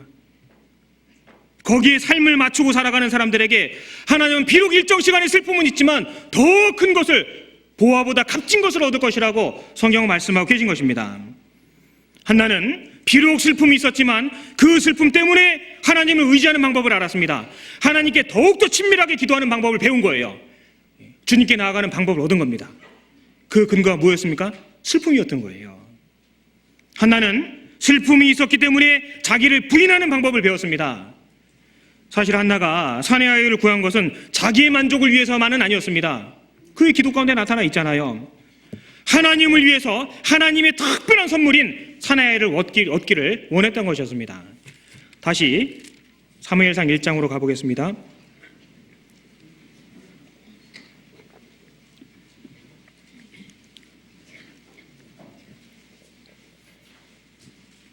(1장) 11절 제가 읽겠습니다. 서원하여 가로되 만군의 여호와여, 만일 주의 여종의 고통을 돌아보시고 나를 생각하시고 주의 여종을 잊지 아니하사 아들을 주시면 내가 그의 평생의 그를 여호와께 드리고 삭도를 그 머리에 대지 아니하겠나이다. 자, 사실 이것은요, 자기를 부인하는 모습입니다. 이런 진실된 기도는 틀림없이 자기를 부인하는 과정 가운데서만 나올 수 있을 것입니다. 우리에게 있어서도 하찮은 것을 포기하는 것은 누구라도 할 수 있을 거라 생각됩니다. 그러나 가장 소중한 것을, 가장 귀히 여기는 것을 포기하는 것은 믿음이 필요한 것입니다. 아브라함이 그랬던 것처럼 한나에게서도 동일한 믿음을 우리는 볼 수 있는 것입니다. 한나는 스스로 바치고 희생했습니다. 자기를 부인한 것이죠. 그의 기도 가운데 그 모습을 볼 수 있었습니다. 우리가 우리의 육체를 십자가에 못 박고 우리의 본성과 기질을 다스리는 제어하는 법을 배울 수만 있다면 그 사이에 우리가 겪는 손실은 사실 아무것도 아닐 것입니다. 우리가 주님의 뜻을 위하여, 교회의 뜻을 위하여, 하나님의 뜻을 위하여 내 몸을 제어하고 또 육체를 십자가에 못 박는 방법을 배울 수만 있다면 우리가 당분간 얻었던 손실은 사실 우리가 누리는 것에 비해서는 아무것도 아닐 것이라고 생각됩니다. 상록수는 한여름에 아주 모질고 천둥번개가 치는 소나기가 우악스럽게 내리는 그 밤을 지내고 난 다음날 가장 새파랗다고 합니다. 비바람이 몰아치고 천둥번개가 내려치고 소나기가 내려치고 그 다음날 가장 새파랗다고 합니다. 우리 생에 있어서도 그렇지 않겠습니까? 한나는 그 슬픔이 있었기 때문에 하나님 앞에 기도하는 법을 배웠고 자기를 부인하는 일을 선택했습니다. 오직 여호와. 한나는 그 슬픔을 위하여 믿음을 얻게 됩니다. 그 뒤에 17절을 제가 한번 다시 보겠습니다. 엘리가 대답하여 가로되 평안히 가라. 이스라엘의 하나님이 너의 기도하여 구한 것을 허락하시기를 원하노라. 가로되 당신의 여종이 당신께 은혜 입기를 원하나이다 하고 가서 먹고 얼굴에 다시는 수색이 없으니라. 자, 17절에 드디어 그 제사장의 약속을 받아냅니다. 그 제사장을 통해서 하나님께서 그것에 응답하실 것이라는 약속을 받아냅니다. 그러나 그 순간 그 당장의 축복을 받은 것은 아니죠. 그런데 한나는 믿고 내려간 거예요. 거기 한나의 믿음이 있었습니다. 18절에 있는 것처럼, 끝에 있는 것처럼 내려가서 먹고 얼굴에 다시는 수색이 없으니라. 당장의 축복을 받은 것은 아니지만 한나는 믿음을 얻게 된 것이었습니다. 우리도 마찬가지입니다. 무엇이든지 기도하고 구하는 것은 받은 줄로 여기라. 그런 말씀이 있죠. 주님의 말씀입니다. 한나는요, 그렇게 믿음이 성장되어 있었습니다. 아직 축복을 받지 못했음에도 불구하고 제사장의 약속을 믿고 내려가고 그 얼굴에 수색이 없어지게 되는, 눈물을 닦고 이마가 펴지게 되는 그 일이 있었던 거예요. 한나를 최고의 어머니라고 그렇게 이야기하고 있지 않습니까? 근데 뒤집어 보면은요, 사실 한나가 사무엘을 양육한 날은 얼마 되지 않습니다. 그럼에도 불구하고 왜 한나를 최고의 어머니라고 그렇게 이야기할 수 있을까요? 그것은 다름 아닌 하나님을 섬기게 했거든요. 하나님을 섬기게 했거든요. 한나는 그 위치를 점하고 있습니다. 여호와를 섬기는 자녀를 만든 거예요. 최고의 어머니가 된 거죠. 우리에게도 마찬가지입니다. 우리에게 주어진 바 된 자녀들이 있다면은 다른 데 입학시킬 것이 아니라 사무엘 학교에 입학을 시켜야 됩니다. 그 S대가 중요한 거예요. 자녀를 그렇게 키워야 될 것입니다. 그죠? 그건 당연한 거예요. 우리 생애 가운데 하나님께서 허락하신 슬픔들은 계속적으로 있을 수 있습니다. 그러나 그 슬픔을 딛고 우린 정신을 똑바로 차려야 될 것입니다.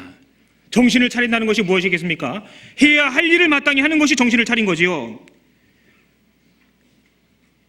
직장 생활을 열심히 하고 가정 생활을 충실히 하고 학교 생활을 열심히 하는 것이 그게 정신을 차린 것이라고 얘기할 수 있을까요?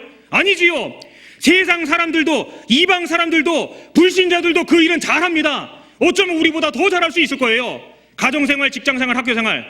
우리에게는 그거 외에도 또 한 가지 일이 있습니다. 주님 일이 있거든요.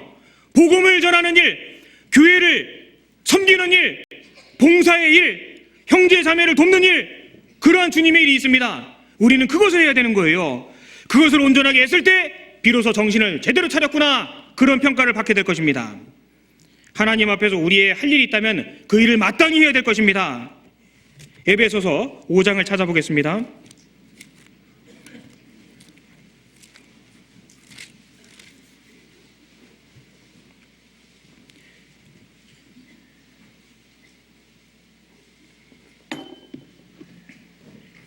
에베소서 5장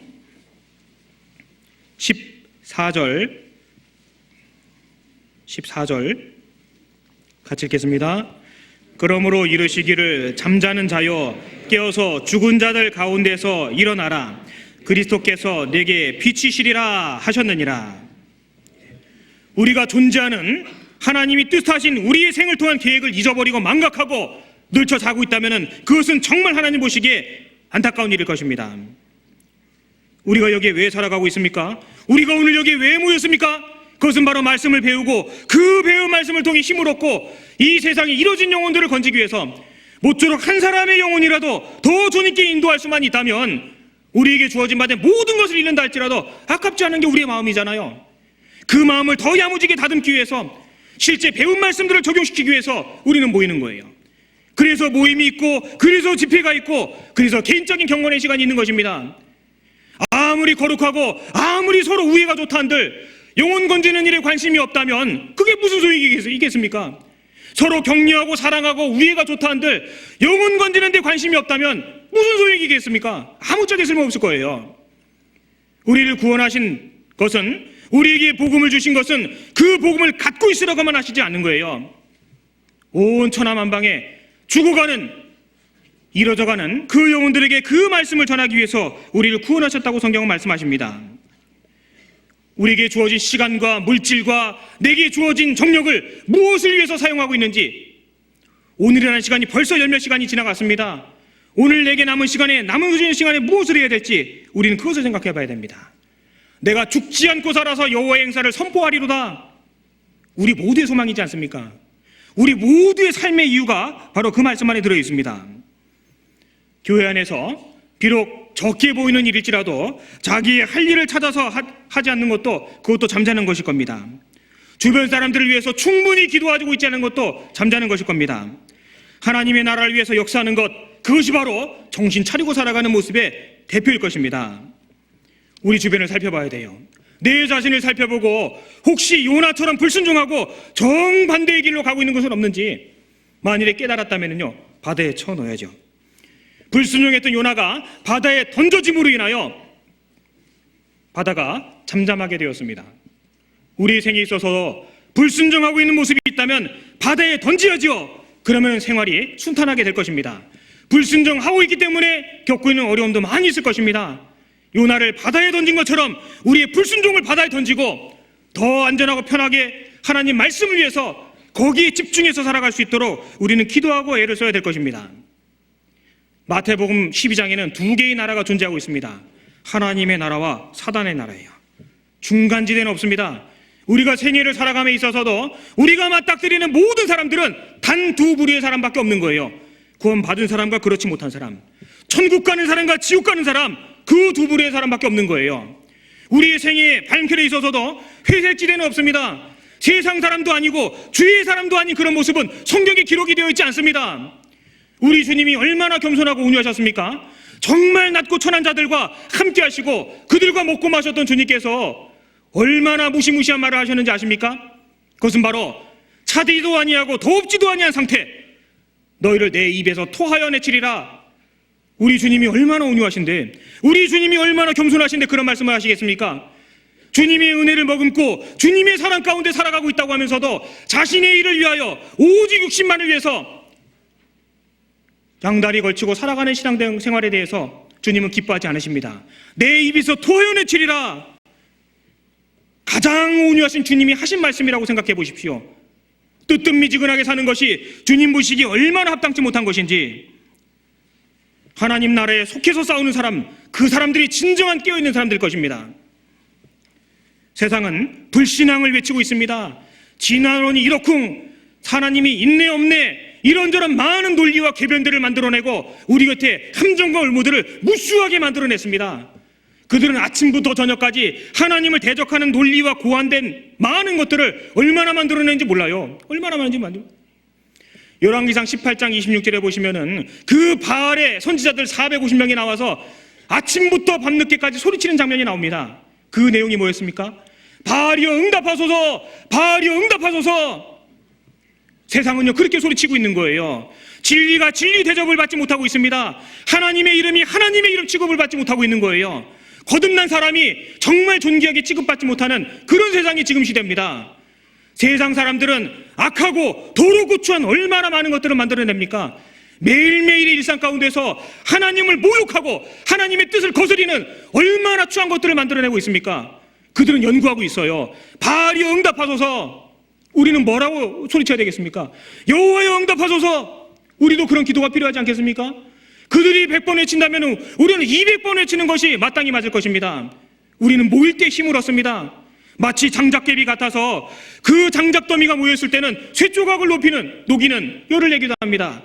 그러나 쑥 뽑아놓으면요 피 꺼져버리고 맙니다. 우리는 그래서 모이는 거예요. 혼자서는 어렵지만 둘이 있을 때는 가능한 일이 있거든요. 나는 안 되지만 우리는 가능한 일이 있기 때문에 그 일을 위해서 하나님은 교회를 허락하셨습니다. 신약 성경의 거의 대부분을 차지하는 하나님의 말씀은 교회와 관련된 말씀인 거예요. 그 교회를 얼마나 귀하게 여기고 계십니까? 정말 그 교회에 나와서 주님의 일을 찾아 기도하고 주님의 말씀에 복종하고 주님의 뜻을 생각하고 주님의 뜻을 이루기 위해서 매일매일 엎드려 기도하고 있습니까? 세상은 불신앙을 외치고 있는데 우리가 늘 처지고 잠을 자고 있다면 하나님 모실 때 정말 부끄러울 것입니다. 이 마지막 시대에 신앙의 잠을 자다가 주님을 만나게 되는 사람들이 있을 것이라고 성경은 여러 군데 말씀하십니다. 그 마태복음 25장의 10처녀 다 졸며 잘세라고 되어 있습니다. 다 졸았다고 되어 있습니다. 기름을 가진 처녀나 그렇지 못한 처녀나 다 졸며 자고 있었다고 되어 있습니다. 그러나 인자가 올 때에 세상에서 믿음을 보겠느냐? 누가복음 18장에 그런 말씀이 있죠. 인자가 올 때에 세상에서 믿음을 보겠느냐? 우리는 기도해야 됩니다. 우리를 깨우는 소리가 우리 주변에 얼마나 많이 있습니까? 우리가 아니란 모습으로 눈을 감고 있을 때 가만히 살펴보면은 우리를 깨우는 외침들이 우리 주변에 정말 많이 있습니다. 정말 많이 있습니다. 곁에서 나보다 먼저 일어나서 성경을 보는 아이들, 또 아내, 남편, 가족들의 모습이 있습니다. 교회당에 조금 더 일찍 와서 주일 아침에 성경을 펴고 가만히 기도하고 교구의 식구들을 한 사람 한 사람, 또 파송되어 나가는 선교사들 한 사람 한 사람 그 기도할 틈을 얻기 위해서 말씀 시간 30분 40분 전에 먼저 오는 분들이 계시거든요. 비록 그분들의 숫자가 많지는 않을지라도 그분들의 기도가 있기 때문에 우리를 통해서 하나님께서 역사하고 계시다고 생각되지 않습니까? 하나님의 구원의 역사는 사람의 많고 적음에 달려있지 않다고 되어 있습니다. 이번 주일날 강당에 몇 시에 오실랍니까? 우리 주변에 잠자고 있는 우리를 깨우는 소리는요 사실 많이 있습니다. 내 곁에 친구가 성경 읽는 소리, 또 문득 달려 나가온 친구가 죽었다는 소식, 내가 여태 뭐하고 있었을까? TV에 뉴스에 각종 사건과 사고의 소식들, 내 가족이 그 숫자에 들어가지 않으리란 법이 없잖아요. 또 누가 구원받았대, 누구누구 남편이 구원받았대, 그렇게 모질던 사람이 구원받았대, 우리를 깨우는 소리지 않습니까? 우리를 깨우는 소리인 거예요.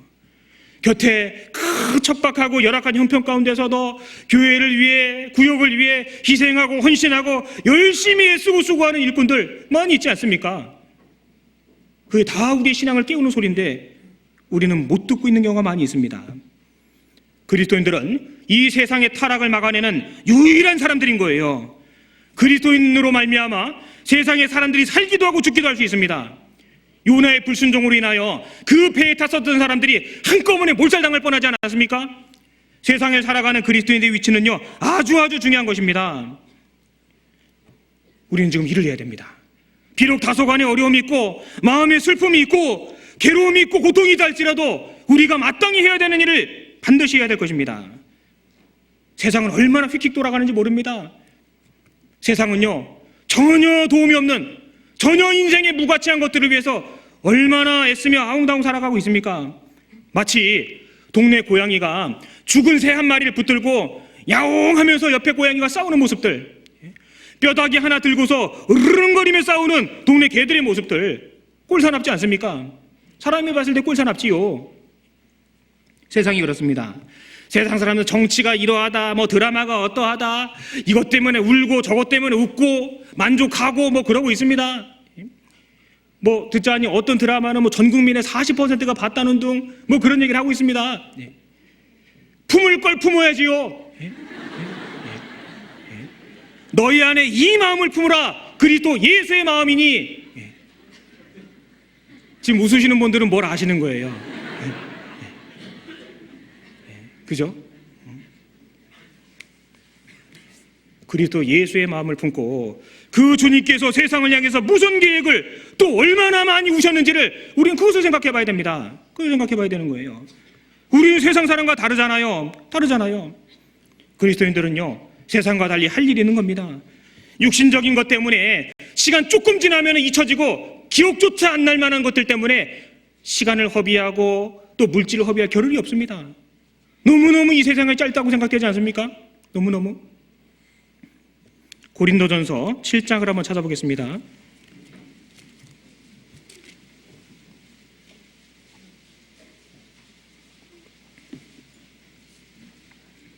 고린도전서 7장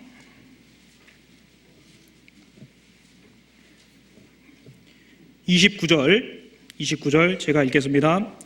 형제들아, 내가 이 말을 하노니 때가 단축하여진 고로 이후부터 안에 있는 자들은 없는 자같이 하며 우는 자들은 울지 않는 자같이 하며 기쁜 자들은 기쁘지 않은 자같이 하며 매매하는 자들은 없는 자같이 하며. 31절은 같이 읽겠습니다.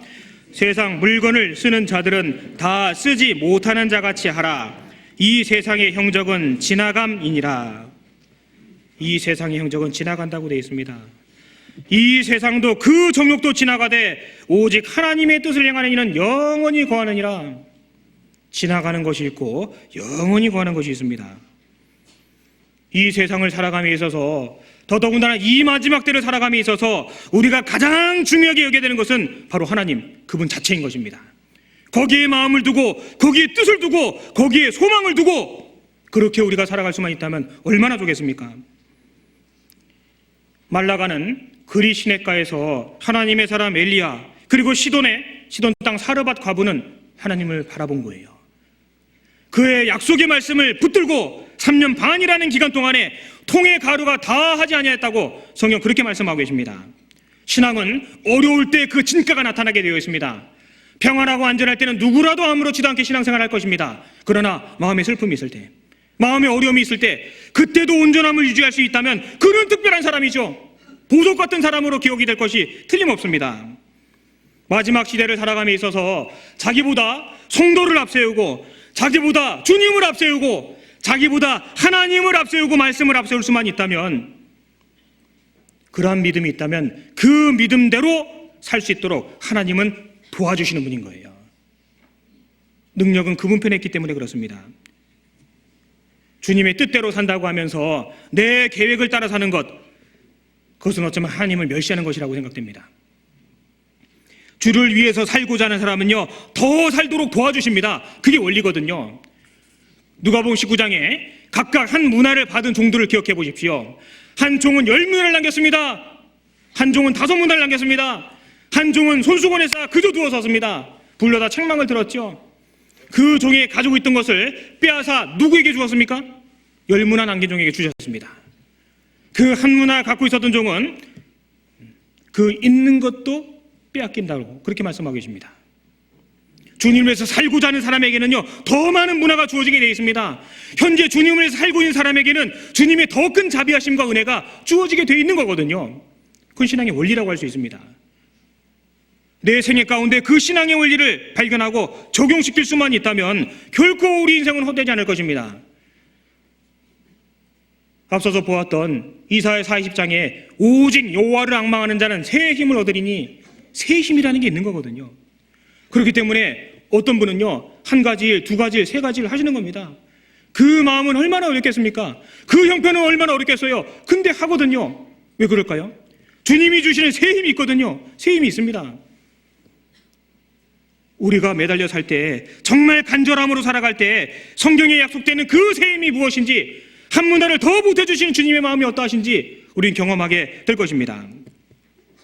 초대교회 때 한바탕 복음이 전해졌습니다. 지금 이 시대에 우리를 통해 그 일을 하나님이 계획하고 계신 것을 우리가 보고 있지 않습니까? 보고 있잖아요. 어제도 해외에서 복음 전하신 이들이 들어왔습니다. 오늘도 세계에 복음을 전하기 위해서 누군가 발걸음을 떠났습니다. 끊임없이 들고 나고 전혀 가본 적이 없는 그런 땅에 그 발걸음을 내딛고 있습니다. 그 배후에 정말 천구천사 또 우리 성도들의 기도가 있기 때문에, 하나님의 뜻이 있기 때문에 그 일이 가능할 것입니다. 한나는 비록 슬픔은 있었지만 그 슬픔을 사람의 방법으로 다스리지 않았습니다. 하나님의 방법으로, 하나님의 기뻐하는 방법으로 다스렸기 때문에 결국 한나는 축복을 이끌어냅니다. 사무엘상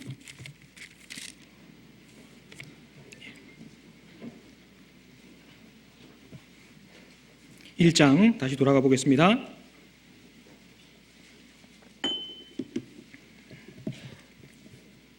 사무엘상 1장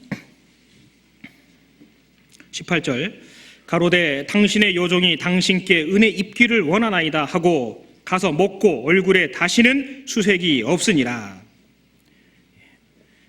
그 슬픔 가운데 한나는 비로소 믿음을 얻게 됩니다. 결국 내려가 그 얼굴에 수색이 그치어지게 그렇게 되었는데요. 한나는 결국 하나님의 약속을, 또 하나님의 행하심을 받아내게 됩니다. 사무엘을 얻었잖아요. 사무엘을 얻었습니다. 축복은 거기서 그치지 않았습니다. 자, 성경 퀴즈 한번 드려보겠습니다. 한나는 몇 남매를 두었을까요? 외아들 아니었어? 그 뒤에 2장 21절 같이 읽겠습니다. 여호와께서 한나를 권고하사 그로 잉태하여 세 아들과 두 딸을 낳게 하셨고 아이 사무엘은 여호와 앞에서 자라니라. 사무엘을 포함해서 총 4남 2녀 6남매를 두게 됩니다. 그 무자했던 여인이 하나님께 은총을 입었다라고 볼 수 있는 것이죠. 저희 교구에서 이 질문을, 퀴즈를 이렇게 한번 냈었는데요. 다 하시더라고요.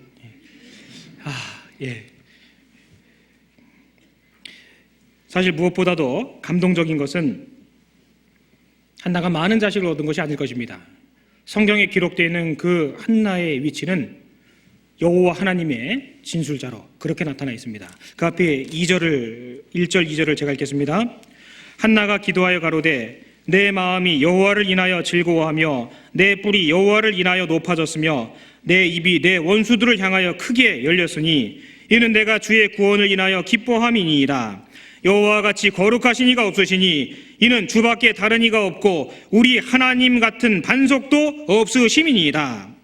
여기 1절부터 10절까지는 그 유명한 한나의 기도가 기록이 되어 있습니다. 한나는 정확하게 하나님이 누구인지를 진술하는 그 반열과 위치에 올라가 있는 거예요.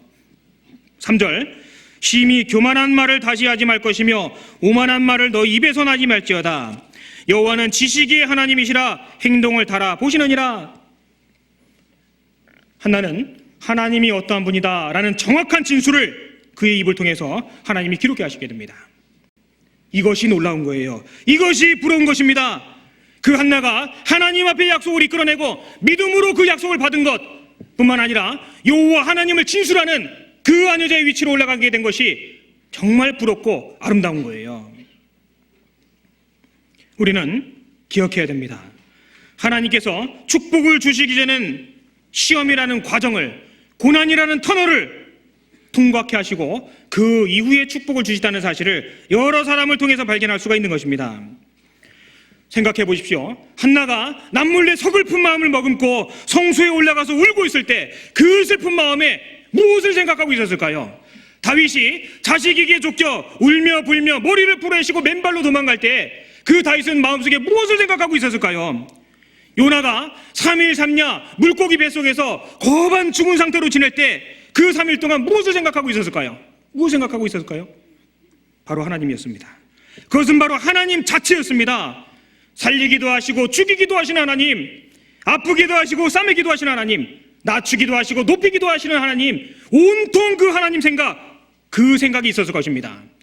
그들은 비록 슬픔은 겪었지만 그 슬픔의 통로를 당당하게 통과하고 축복을 이끌어내었습니다.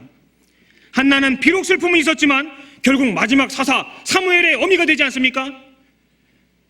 다윗에게 비록 실패는 있었지만 하나님 마음에 합한 자라는 너무나 아름다운 칭을 얻는 그 위치에 점하게 됩니다. 철저히 회개한 요나는요, 전혀 가망성이 없어 보이는 니느웨 사람들이 엄청나게 회개하는 그 사명을 완수하게 되는 것입니다. 그들 모두에게는 칠흑같이 어두운 터널의 시기가 있었습니다. 마음에 깊은 고통의 시간이 있었던 거예요. 그러나 지나고 보니 더 좋은 것을 주시고자 하신 하나님의 계획이었던 거예요. 우리는 그들의 삶의 모습을 통해서 궁극적으로 하나님께서 우리에게 주시고자 하시는 것이 무엇인지를 발견하게 됩니다. 슬픈 일이 있으실 것입니다. 그 슬픔이 나로 남몰래 눈물을 흘리게 하고 누구에게도 하소연하지 못하게 하는 깊은 슬픔일 수 있습니다. 그러나 우리는 끝까지 지켜봐야 됩니다. 끝까지요. 다윗이 그랬던 것처럼, 한나가 그랬던 것처럼, 요나가 그랬던 것처럼, 예레미야가 그랬던 것처럼 우리는 끝을 볼 줄 알아야 되는 거예요. 왜요? 하나님이 계시기 때문에. 하나님이 살아계시다는 것을 믿는다면 섣부른 판단과 선입견을 버리고 끝까지 지키고 우리의 위치를 고수해 봐야 될 것입니다. 어느 날 지하철을 탔습니다. 제가 아니고요. 지하철을 탔는데 어떤 아저씨 한 분이 타게 됩니다. 사람들이 많이 있었는데 그 아저씨가 벌떡 일어나 사람들에게 말하기 시작합니다. 차 내에 계신 승객 여러분, 안녕하십니까? 저의 딸이 백혈병에 걸려서 지금 병원에 있습니다. 그래서 이렇게 말문을 이어가고 있었습니다. 그때 사람들이 술렁이기 시작을 했습니다. 야, 딸을 팔아먹냐? 그렇게 돈이 궁하냐? 이런 짓까지 하냐? 사람들은 술렁술렁거리기 시작했습니다.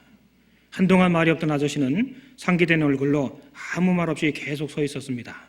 그리고 그 아저씨는 이 말을 했다고 합니다. 오늘 그 딸이 수술을 받습니다. 제발 단 1초만이라도 기도해 주시지 않겠습니까? 그렇게 얘기를 했다는 거예요. 순간 열차 안은 숨소리도 안 들릴 만큼 조용해졌다고 합니다. 사람들은 무슨 생각을 했을까요? 방금 전까지 무슨 생각하셨습니까? 저도요, 그 글을 마저 읽어내려가기 전까지 무슨 생각을 하고 있었는지 제 양심이 잘 알고 있습니다. 끝까지 봐야 되는 거예요. 내 곁에 사람이 실수하고 있을 수 있습니다. 내 곁에 있는 사람이 나를 아프게 할 수도 있는 거예요. 내가 처해 있는 이 상황이 나를 모질게 아프게 할 수도 있습니다. 그러나 그게 끝이 아니기 때문에 끝까지 잠잠하고 기다리고 지켜볼 필요가 있을 것입니다. 포기하지도 말고 선입견을 버리고 우리 주님께서 가장 사랑하시는, 가장 사랑을 많이 갖고 계신 그 주님께서 우리를 어떻게 대하시는지, 우리에게 어떻게 응답하시는지 끝까지 기다려봅시다. 밤이 캄캄할수록 하늘의 별은 더욱 반짝반짝 빛나게 되지 않겠습니까? 주께서 심지가 견고한 자를 평강의 평강으로 지키시리니 이는 그가 주를 의뢰함이니이다. 심지가 견고한 자는 하나님께서 평강으로 지켜준다고 되어 있습니다. 그 심지가 견고하다라는 뜻이요, 다른 번역본의 성경에 보면은요, 마음이 주께 머무는 사람은, 그리고 또 마음이 한결같은 사람은, 그리고 또 생각을 주께만 고정시킨 사람은 주께서 평강의 평강으로 지키시리니 이렇게 되어 있는 거예요. 우리가 그러합니다. 비록 다소간의 어려움이 있고 슬픔이 있고 전혀 해결될 기미가 안 보이는 그런 상황에 처해 있다 할지라도 우리는 기도할 수 있습니다. 사방팔방이 둘러엎어지고 막혀진 것 같지만 하늘 위쪽은 뚫려 있거든요. 우리는 그럴 때 주님을 바라볼 수 있을 것입니다. 한 군데만 더 찾겠습니다. 누가복음 6장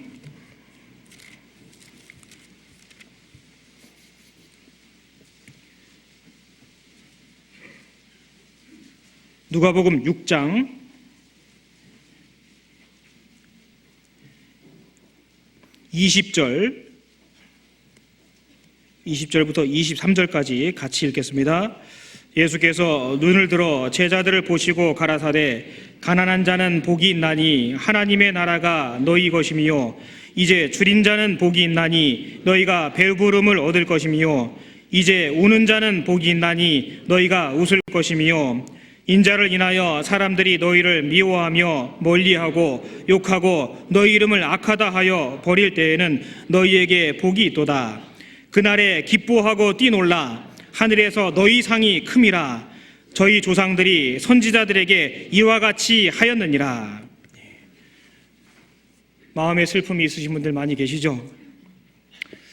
그러나 성경은 그 모든 눈에 눈물을 씻기우는 분이 계시고 그 날이 있을 것이라고 말씀하고 계십니다. 이제 우는 자는 복이 있나니 너희가 웃을 것이요 곧 웃게 될 것입니다. 우리는 믿음으로 끝까지 그 일을 감당하고 또 그러할 수 있도록 하나님께 기도하며 서로 격려하고 의지하고 주님 오실 때까지 그렇게 살아가야 되겠습니다. 우는 자는 복이 있다고 되어 있습니다. 결국은 웃을 것이라고 되어 있는 거예요. 성경이 그렇게 약속하셨습니다. 조금만 더 참으면 좋겠습니다. 같이 기도하겠습니다. 살아계시며 역사하시는 아버지 하나님 감사드립니다. 오늘도 일상 가운데서 우리와 동행하시며 우리가 악에 지지 아니하고 하나님의 자녀답게 살아갈 수 있도록 베풀어 주신 그 무한한 은혜를 진심으로 감사드립니다. 세상 끝자락에 구원함을 받고 주님 말씀 안에 있습니다. 성도들 가운데 육신적인 고통과 마음의 혼란으로 인하여 번민하고 있는 자 있다면은 그 기회를 통하여 주님을 더 가까이 할 수 있도록 그 마음을 이끌어 주시고 도와주시옵소서. 특별히 병중에 있는 성도들에게 크신 위로와 자비하심으로 함께하여 주옵시고 고쳐 일어날 수 있도록 하나님 자비를 베풀어 주시옵소서. 전 세계 많은 곳에 복음의 역사가 일어나고 있습니다. 사단 마귀의 회방과 대적도 있으리라 생각이 됩니다. 주님께서 막아주시고 또 갚아주심을 믿으며 담대히 그 일을 계속할 수 있도록 하나님 지켜주시옵소서. 돌아가는 발걸음 주 성령께만 의탁드리오며 언제나 저희를 사랑하시는 우리 구주 예수님 이름으로 기도드렸습니다. 아멘. 찬송가 406장 함께 찬송하시겠습니다.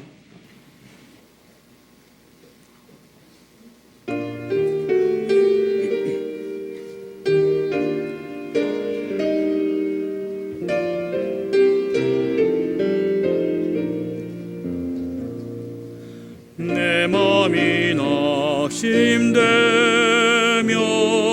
근심에 눌릴 때 주께서 내게 오사 위로해 주시네. 가는 길 캄캄하고 괴로운 마르나 주께서 함께하며 내 짐을 지시네. 그네가 내게 족하네. 그네가 족하네. 이 괴로운 세상 나 지날 때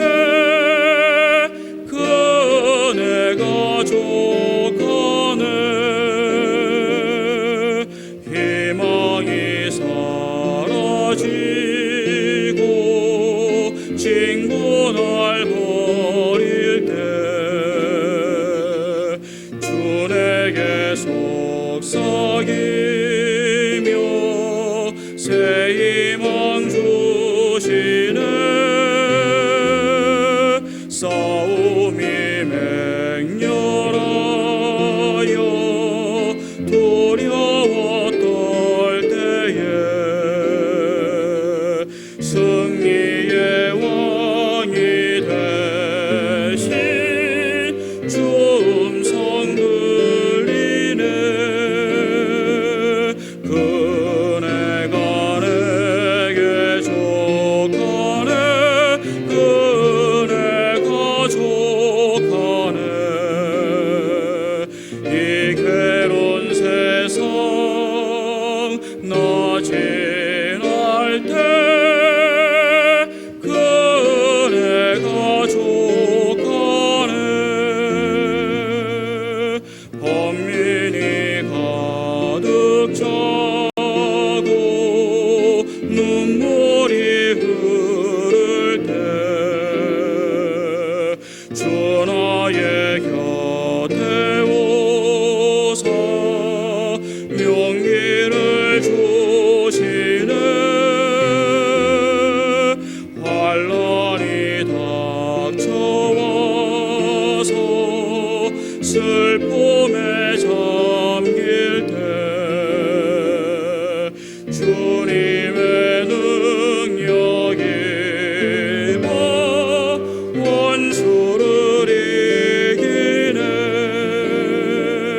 그네가 내게 족하네. 그네가 족하네. 이 괴로운 세상 나 지날 때 그네가 족하네. 예, 광고 없습니다. 안녕히 돌아가십시오.